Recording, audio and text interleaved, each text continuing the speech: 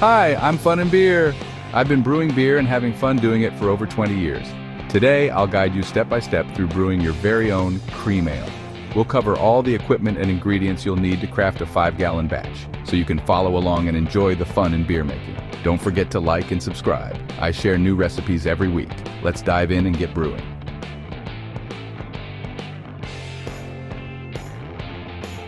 A cream ale is a uniquely American beer style that combines the crispness of a lager with the smoothness of an ale. Pale gold in color with a clean and slightly creamy texture, this style is brewed using ale yeast but often undergoes cold conditioning, similar to a lager, resulting in a refreshing and highly drinkable beer. Despite its name, cream ale doesn't typically contain dairy or cream. It gets its creamy quality from its smooth mouthfeel, and sometimes the addition of adjuncts like corn or rice, which lighten the body. The flavor is mild, with subtle notes of malt sweetness and a light hop presence, making it balanced and approachable. Cream ales are perfect for warm weather and pair well with a wide variety of foods, from light appetizers to grilled dishes, making them a go-to choice for beer lovers seeking an easy-drinking, versatile brew.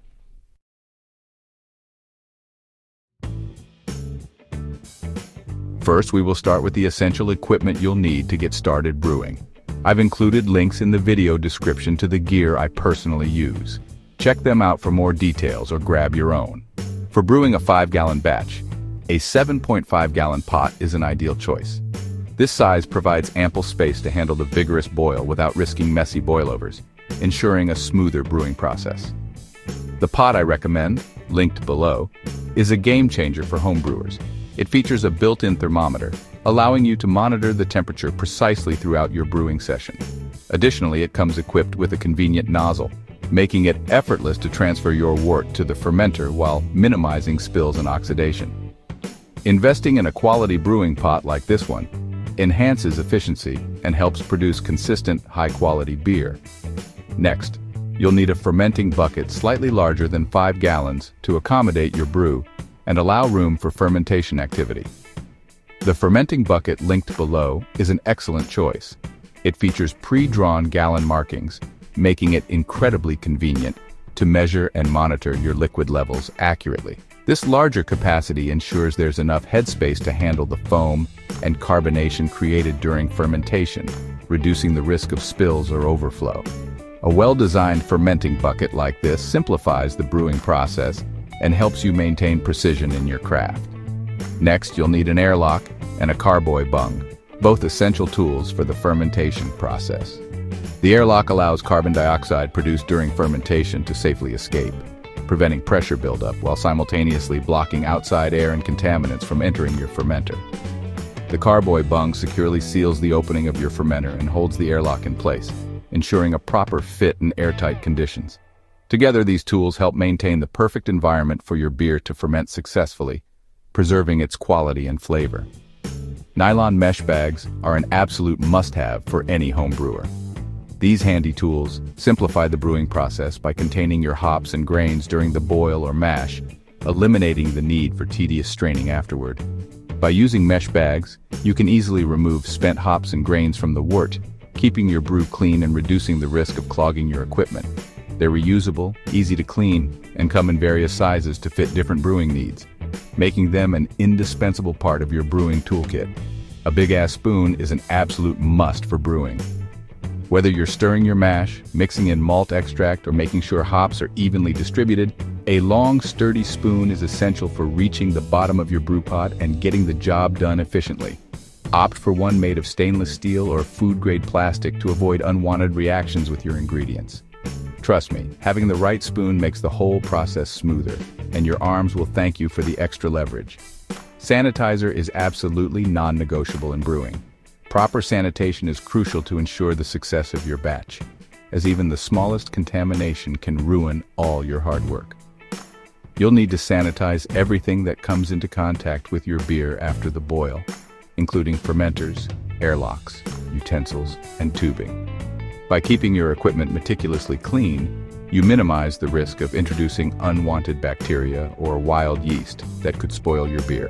Invest in a high-quality brewing sanitizer, follow the instructions carefully, and remember, clean equipment equals great beer. Your future brews will thank you. A reliable heat source is essential for brewing. While your kitchen stove can get the job done, I highly recommend investing in an outdoor propane burner. These burners offer superior heat control, allowing you to reach a rolling boil quickly and maintain consistent temperatures throughout the brewing process. An outdoor burner also keeps your kitchen free for other tasks, prevents lingering brewing smells indoors, and gives you more space to work with larger pots. Plus, it's perfect for homebrewers who want to scale up their brewing game or enjoy the flexibility of brewing outdoors. A thermometer is a crucial tool for brewing success, as precise temperature control is key to achieving the desired flavors and consistency in your beer. If you didn't go with the pot that includes a built-in thermometer, you'll need a reliable standalone thermometer to monitor temperatures accurately. Look for a digital or analog thermometer with a quick response time and a wide temperature range. This ensures you can accurately measure everything from mash temps to the cooling phase. Keeping a close eye on your brew's temperature helps avoid mistakes and ensures the best possible outcome for your beer. A siphon is essential for smoothly transferring the liquid from your brew pot to the fermenting bucket.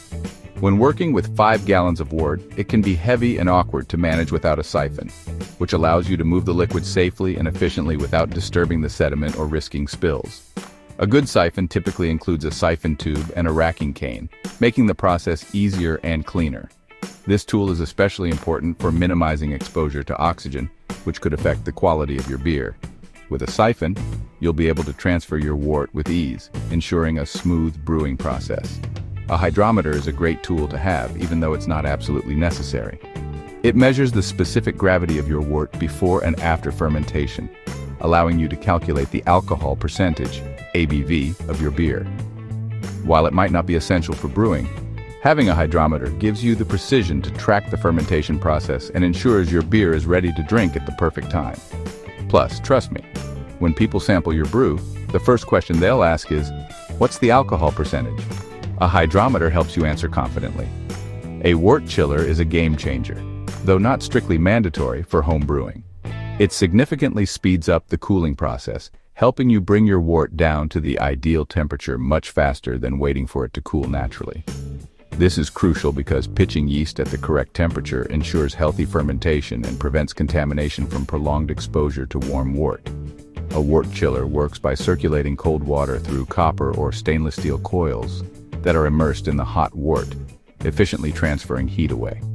It's especially helpful for avoiding the risk of bacteria or wild yeast getting into your beer during the cooling phase, ultimately improving your beer's quality and reducing the chance of spoilage. Now let's talk ingredients. The basic ingredients for brewing your own beer include malt, usually malt extract or grains, hops, yeast, and water. You can find everything you need at your local homebrew store. Just search homebrew store near me to find a nearby supplier. These stores often offer a wide selection of brewing ingredients, along with helpful advice from experienced brewers. Alternatively, you can order your ingredients online for added convenience. Online shops often have an even broader selection and allow you to explore different malts, hops, and yeasts from around the world. Whether you choose to shop locally or online, make sure to pick up the freshest ingredients for the best brewing results. For the flavoring grains and malts, you'll need a variety of ingredients that will contribute to the color, flavor, and body of your beer. These grains and malts will be the foundation for your beer's flavor profile. For this recipe, you will need 5 pounds of 2-row malt, 5 pounds of Pilsner, 1 pound of flaked corn. For the hops, you'll need a selection that matches the style of beer you're brewing. Hops contribute bitterness, flavor, and aroma, and they play a key role in balancing the sweetness of the malt. Here's what you'll typically need for this batch. 2 ounces of Czech Saaz hops, 0.5 ounces of Hersbrucker hops. For the yeast, you'll need to choose a strain that complements the style of beer you're brewing. Yeast is responsible for fermenting the sugars in the wort and producing alcohol, carbon dioxide, and various flavor compounds. For this batch, we will be using a California Ale Yeast. Additionally, you'll need a clarifier to help ensure your beer is clear and free from unwanted sediment. Clarifiers help to remove suspended particles, yeast, and proteins that can cause haze or cloudiness in the final product. We will be using Whirloc tablets, just 1 tablet. You will also need 8 ounces of corn sugar, which will be added during the last 5 minutes of the boil. This addition serves 2 purposes. It increases the alcohol content by providing additional fermentable sugars, and helps maintain the beer's light body without adding extra malt flavors. Measure the corn sugar beforehand, ensuring it's ready to go when the timer reaches the 5-minute mark. Adding it during this stage allows it to dissolve completely into the wort, ensuring proper fermentation later on.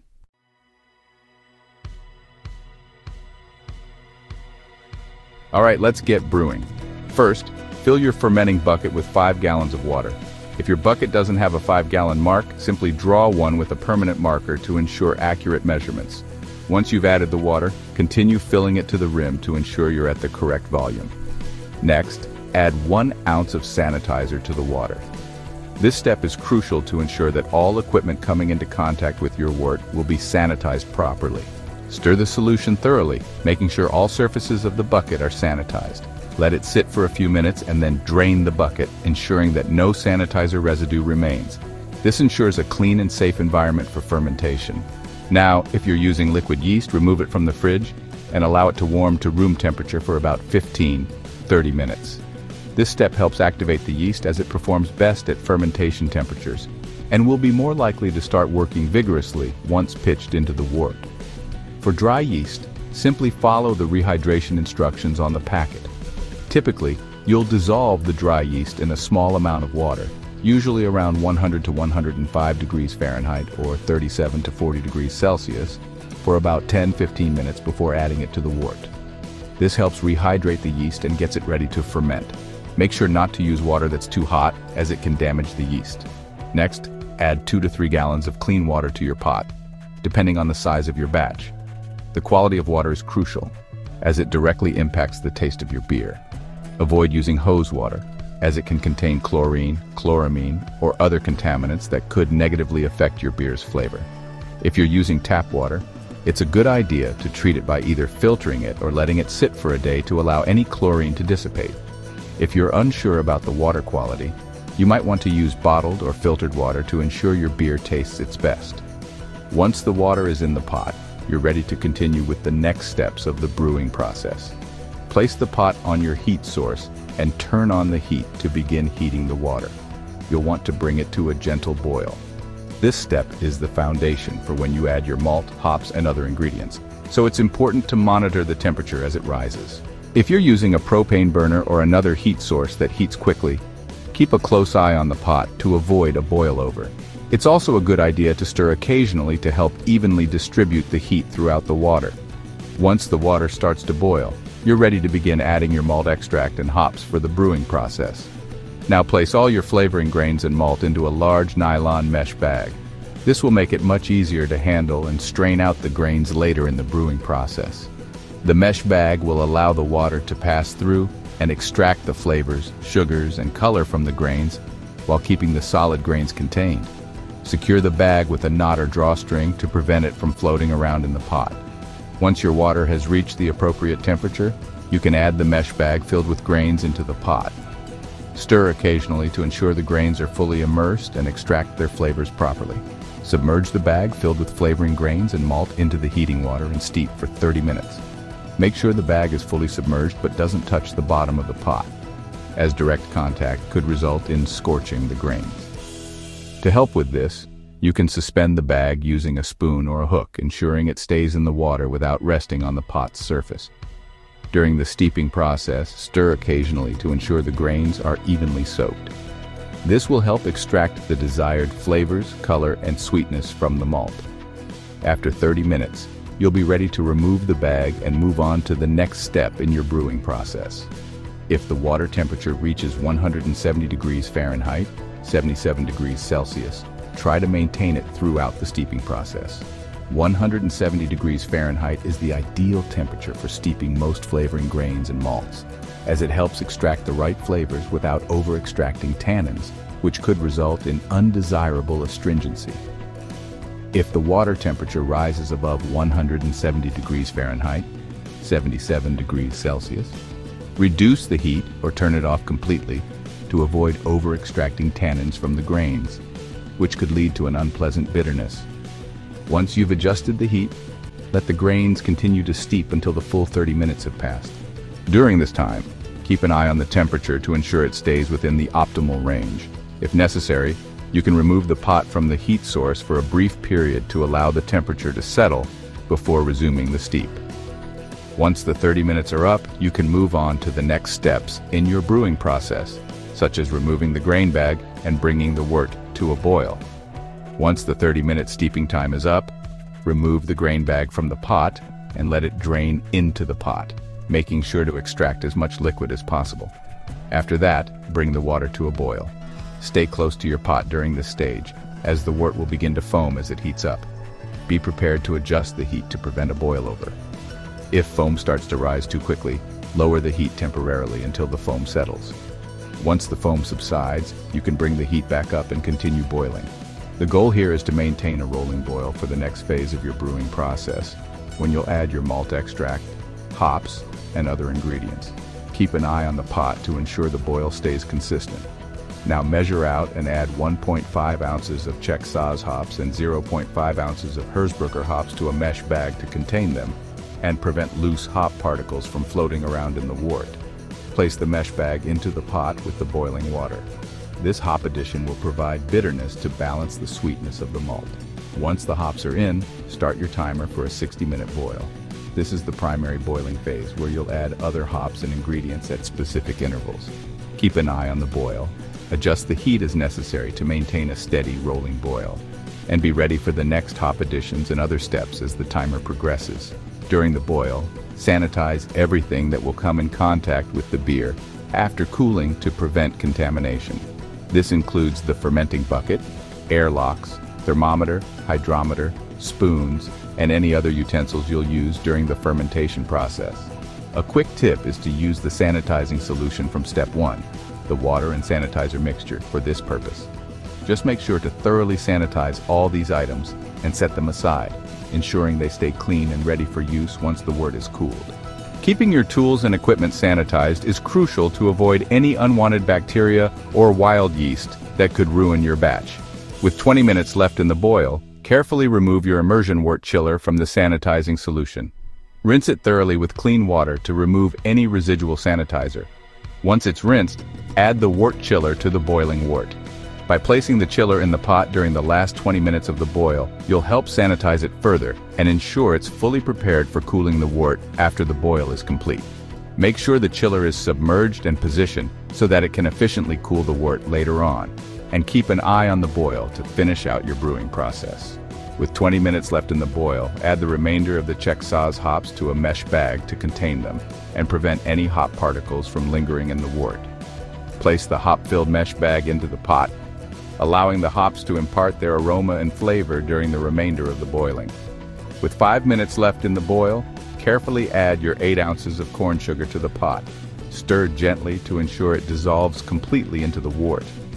This addition provides extra fermentable sugars, helping to slightly boost the alcohol content while maintaining a clean, light body in your finished beer. Be cautious while adding the sugar to avoid boiling over and ensure it's well incorporated before the boil concludes. After the 60-minute boil timer concludes, follow these steps to ensure the next stage of your brewing process goes smoothly. Immediately turn off the heat source to stop the boiling process. This will prevent overboiling and help bring the temperature down quickly. Carefully remove your hop bags from the pot. Gently squeeze out any remaining wort from the bags, being careful not to burn yourself as the wort is still hot. Discard the hop bags. Add your Whirloc Clarifier tablet to the wort. This will help coagulate proteins and other particles, making it easier to clarify the wort later on. Stir gently to dissolve the tablet and help it mix evenly into the wort.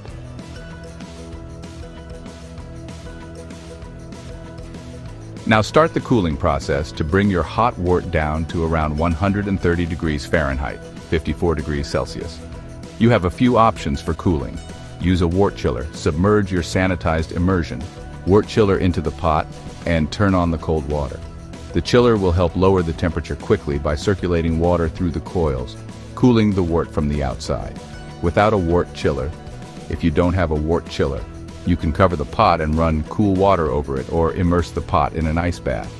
If you choose the ice bath method, make sure the water level is high enough to surround the pot, but avoid getting water into the wort itself. While the wort is cooling, empty the sanitizing solution from the fermenting bucket and rinse it thoroughly with clean water. This ensures that any residual sanitizer is removed, leaving the bucket clean and ready for the cooled wort. Make sure the bucket is completely rinsed and free of any sanitizer before moving on to the next step of transferring the wort. This is a crucial step to avoid any contamination that could affect the fermentation process. Once your fermenting bucket is clean, it will be ready to receive the cooled wort. Once the fermenting bucket is clean and rinsed, add 2 gallons of cold, clean water to the bucket. This helps lower the temperature of the wort further and brings the total volume up to the desired amount for fermentation. The cold water will mix with the cooled wort, bringing it closer to the optimal fermentation temperature, usually around 65 to 75 degrees Fahrenheit for ales. Be sure to stir gently to ensure everything is well mixed. And once the wort is at the correct temperature, you're ready to transfer the wort into the fermenting bucket. When the wort reaches 130 degrees Fahrenheit or lower, transfer it to the fermenting bucket with the 2 gallons of cold water you added earlier. Stir the mixture gently to combine the cooled wort and water thoroughly. Next, fill the fermenting bucket to the 5-gallon line with additional cold water. Stir again to ensure an even mixture. After this, cover the fermenting bucket with the lid and allow the wort to cool further until it reaches the ideal fermentation temperature range of 70 to 80 degrees Fahrenheit. This may take some time, depending on the ambient temperature. Once the wort reaches the proper temperature, you're ready to move on to pitching the yeast and starting the fermentation process. Once the wort has cooled to 70 to 80 degrees Fahrenheit, take a sample using a sanitized hydrometer to measure the specific gravity. This reading will help you determine the potential alcohol content of your beer once fermentation is complete. Important note: do not return the sample back to the wort after taking the hydrometer reading. This helps prevent any contamination from entering the fermenting wort. You can discard the sample or save it for a small taste test if you're feeling adventurous. After you've taken the reading, you're ready to pitch the yeast and begin fermentation. Now it's time to pitch the yeast. Add your California Ale yeast to the cooled wort in the fermenting bucket. If you're using liquid yeast, simply pour it directly into the wort. For dry yeast, sprinkle it evenly across the surface of the wort. There's no need to stir the yeast in immediately, as the yeast will naturally begin to hydrate and sink into the wort. Make sure to secure the lid on the fermenting bucket and insert the airlock. Your yeast is now ready to start the fermentation process. Place the fermenting bucket in a cool, dark area where the temperature is consistent and within the ideal fermentation range for your yeast, usually between 65 to 75 degrees Fahrenheit. Keep an eye on it over the next few days to observe the fermentation activity. Store your fermenter in a cool, dark place where the room temperature stays between 60 to 70 degrees Fahrenheit. This is the ideal temperature range for the fermentation of most ales, allowing the yeast to work efficiently without stressing or producing off flavors. Make sure the area is free from direct sunlight or temperature fluctuations that could interfere with the fermentation process. Once stored, allow the yeast to do its job, and you should start to see signs of fermentation, like bubbling in the airlock, within 24-48 hours. Patience is key during this phase. Gently tap the fermenting bucket daily to release any trapped air that may accumulate. This helps prevent excessive pressure buildup inside the bucket and ensures the airlock functions properly. Tapping also helps redistribute any yeast that may have settled at the bottom, encouraging active fermentation. Be gentle to avoid disturbing the wort too much. As fermentation progresses, you'll likely hear bubbling in the airlock, indicating that the yeast is working and producing CO2. Keep monitoring the process until fermentation is complete. After 14 days, which includes 7 days of fermentation and 7 days of settling, your beer should be ready to be bottled or kegged. By this point, the fermentation process is complete, and the yeast has had time to settle at the bottom of the fermenter. Before bottling or kegging, you can take a final hydrometer reading to confirm that fermentation is finished and the specific gravity is stable. When you're ready to bottle or keg, be sure to sanitize all equipment that will come into contact with the beer, such as bottles, caps, or kegs, to avoid any contamination. Enjoy the final steps of your brewing process. Your homemade beer is almost ready to drink.